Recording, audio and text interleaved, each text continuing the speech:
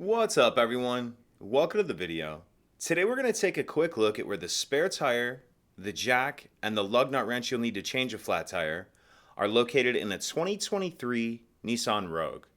So all those items I just mentioned are going to be in the rear of the vehicle. As you can see, I've already got the back hatch open. So if we grab this handle right here and pick up on this lid, this whole piece will pick up, and then it kind of slides in at the back, and then it will hold itself up like that. And we can see our spare tire right here. This Rogue has the factory subwoofer. You may or may not have this piece right here. But in order to get the spare tire out of there, we'll undo this wing nut right here. I've already got this one loosened up to save time. So you'll spin that counterclockwise all the way out of there, and then it will come out like that.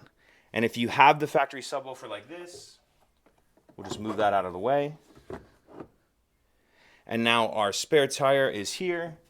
And this is free now. You can pick that up and pull that out of there. This tool pouch that we see right here, if we open this up, this is going to have the lug nut wrench in it, which will also be part of the jack handle. And then we have the jack handle right here. And there's also a funnel in here. This isn't going to come into play for the spare tire, but just so you know, that is in there. So we have our spare tire, we have the handles for the jack, and then the lug nut wrench. So now we'll take a look at where the jack itself is. That's going to be over on this side. Set that subwoofer out of the way. So what we need to do is remove this panel right here. And there's two clips that are holding it on. So you push these clips in like that, and then that panel will pull off. Once you get that panel off, we see our jack right here. How we're going to get this out of here is if you reach up and just grab the end of the jack, I'm just going to turn that counterclockwise, and it's going to lower the jack. And then once it's lowered, it will pull out of here like this. So now let's just take a quick look at how this jack handle goes on there. So we see our jack right here. This piece will fit on there like that.